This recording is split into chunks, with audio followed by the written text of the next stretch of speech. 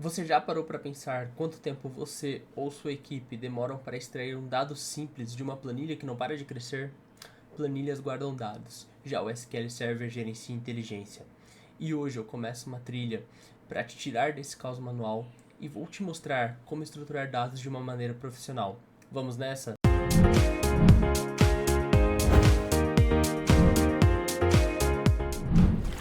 Seja bem-vindo! Se você se identificou com essa cena das planilhas infinitas, você não está sozinho. O problema é que a gente costuma confundir armazenar com gerenciar. Uma planilha ela é ótima para listas rápidas, mas quando o volume aumenta, ela se torna um verdadeiro labirinto. Para a gente começar do jeito certo, eu quero mostrar para vocês como o SQL Server enxerga o mundo. Antes de sequer digitarmos a primeira linha de código, vamos entender a lógica por detrás dos bancos de dados e todas as suas estruturas.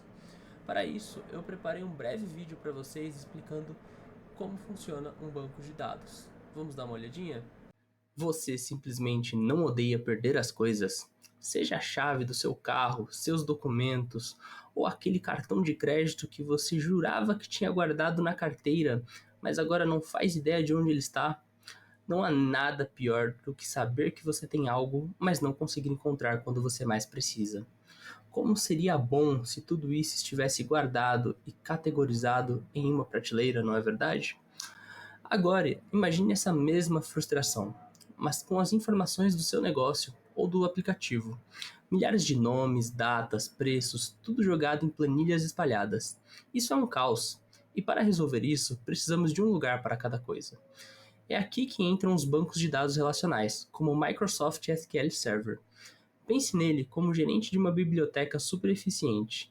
Ele não só guarda os livros, mas sabe exatamente em qual prateleira e corredor cada um está.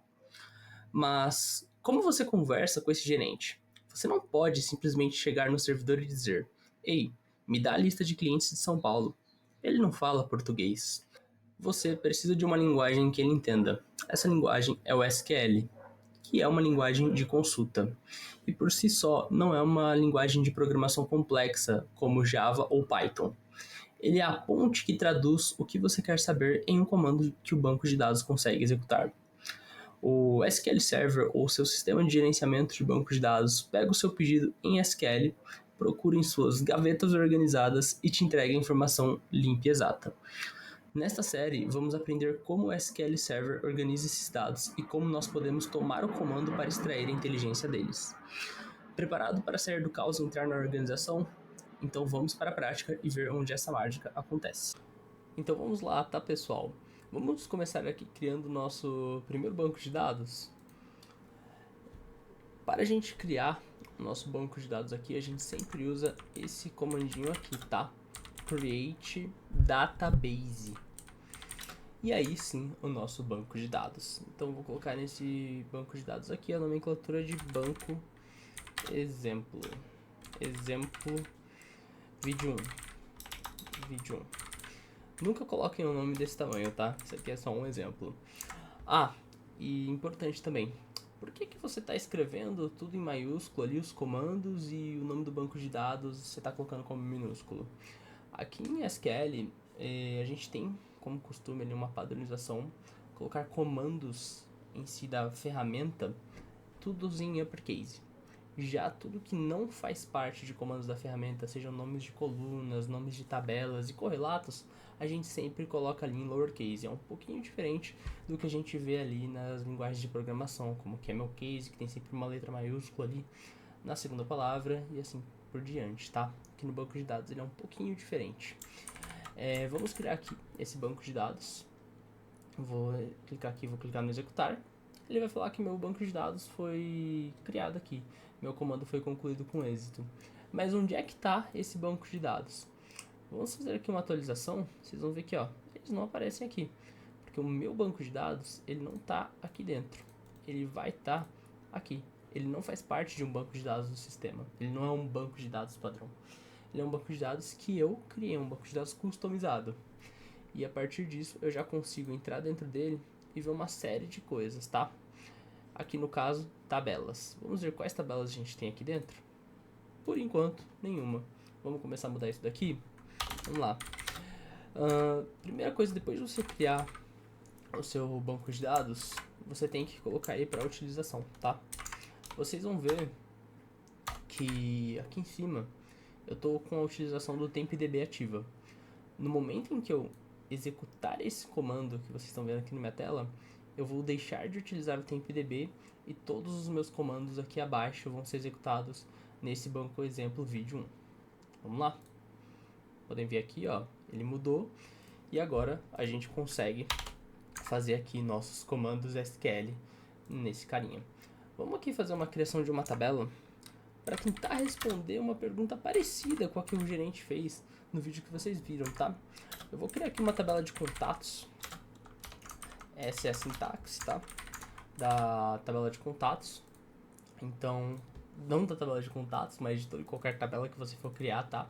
É sempre o comando create, aí aqui no caso table, porque é uma tabela, e aqui sempre o nome da tabela. E aí os campos dessas tabelas eles vão ficar aqui entre os parênteses, tá bom? Vamos lá. Então, dentro dessa minha tabela contatos, eu quero ter alguns campos como nome. E aí o nome, ele vai ter um tipo varchar. Eu vou colocar no nome ali só nome e sobrenome, tá? Então, eu vou colocar um varchar de 50. O que quer dizer, e inclusive vou colocar aqui not null. Vou já explicar para vocês o que é isso, tá? O que quer dizer varchar? Varchar ele é equivalente ao string que a gente tem ali dentro do Java, por exemplo, tá? Então, varchar ele é o acrônimo ali para dizer var de variável, char de character em inglês. Então, variável de caracteres. E aqui dentro eu coloco o limite de caracteres que eu quero que esse cara tenha, tá? E esse cara aqui a gente tem que sempre colocar esse limitador nele. E aí quando eu falo aqui not null, é que esse campo aqui, toda vez que eu for inserir um registro nessa tabela, ou seja, uma pessoa diferente na minha tabela de contatos, o nome dela nunca pode ser nulo. Eu não posso deixar de preencher esse registro, eu não posso ter um contato que não tem nome. Então a gente vai deixar ele aqui como not null. E aí sempre aqui a gente coloca uma vírgula. Vou colocar o nome, vou colocar aqui, acho que pode ser o telefone. Aí o telefone dessa pessoa, eu vou colocar ele aqui como um varchar. Se for internacional, tiver DDD, tiver tudo ali, vamos colocar um número bem grande aqui para não ter erro, tá? Também vou deixar como not null, vou dar uma vírgula. Eu vou colocar aqui para o meu contato também um apelido. O apelido dele vai ser ali um varchar de 10. Esse cara aqui vai poder ser nulo, tá? Então não preciso especificar aqui not null. E aí depois disso aqui eu vou colocar idade. Idade é um atributo aqui legal pra gente colocar. E aí nesse aqui da idade a gente vai fazer int. E aí também para mostrar variáveis para vocês, eu vou colocar um novo atributo aqui também, chamado sexo, e ele vai ser um char de 1. Então nessa variável sexo aqui, o que eu pretendo, tá? Salvar M ou F, tá? E não vou deixar aqui como comentário para não poluir. E aqui o que acontece, tá? Por que o último registro ele não tem vírgula? O último registro ele não precisa ter vírgula porque a vírgula ela indica na criação que vai haver um registro, um campo, nesse caso da tabela, tá? Próximo depois desse aqui. No caso do sexo vai ser o último campo que a gente vai ter aqui na nossa tabela, tá bom? Então vamos fazer aqui, esse aqui também eu vou colocar como not null. Beleza. Vamos fazer a execução aqui para ver nossa tabela. Aí o comando foi concluído com êxito, mas ele não aparece aqui ainda. Sempre que a gente executar, tá? A gente tem que fazer aqui a atualização. Então a gente vai vir aqui, aí você vai vir aqui em tabelas do... Aqui, já até criou aqui, não sei porque eu abri tabelas do sistema aqui. Ele criou aqui a nossa tabela de contatos, tá? DBO é o prefixo que ele acaba salvando ali, tá? A gente tem já essa tabela de contatos. Vamos ver aqui os campos que a gente tem dentro dela. Aqui, ó. Nome, telefone, apelido, idade e sexo. Os campos que eu coloquei como not null são campos que não poderão vir vazios para esses caras, não poderão vir nulos no caso, tá? Tem uma diferença ali entre o vazio e o nulo que a gente vai abordar em um vídeo mais pra frente. E os campos que eu não especifiquei, eles ficaram aqui como podendo vir nulos ou não, tá bom? E o que a gente vai fazer aqui agora? Vamos inserir aqui um registro nessa minha tabela de contatos. Entio contatos values. Eu vou inserir dentro da minha tabela de contatos os valores. Vou colocar aqui aqui aspas simples, tá? Vou colocar aqui o nome estudante 1. O telefone dele vai ser DDD 11. Ele vai ter o número 888-8888. O apelido dele vai ser misterioso. Idade, por ser um int, a gente não coloca ela entre aspas, tá? Então ele vai ter uma idade de 26 anos. E o sexo dele vai ser masculino. Vamos ver o que acontece quando a gente fazer a inserção desse cara. Ele inseriu. Então, para mim visualizar meu registro, eu tenho que fazer aqui um comandinho que a gente chama de select. Então, eu estou falando aqui para o meu banco de dados, selecione tudo para mim da minha tabela de contatos, tá? Vamos ver o que acontece? Tá lá o nosso estudante 1 com o telefone 88, o apelido dele misterioso, a idade de 26 e o sexo ali masculino, tá? Então, esse aqui é um jeito ainda bem introdutório de mostrar para vocês como funciona essa parte ali do banco de dados, a separação de registros, como fica um registro dentro de um banco de dados, e uma introdução bem breve ali da ferramenta, tá? Novamente, a gente vai ver isso aqui mais no detalhe nos próximos vídeos, tá bom? Então não se prendam muito a esses comandos.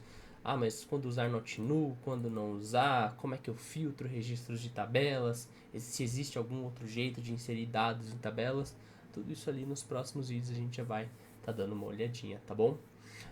Bem, espero que vocês tenham gostado desse primeiro vídeo aqui introdutório. Espero que acompanhem também. Deixem aí suas dúvidas sempre nos comentários. Vou fazer sempre o possível para estar ali respondendo e interagindo o máximo possível com vocês também. E muito obrigado pela atenção, audiência de todos. Um grande abraço e valeu. Tchau, tchau.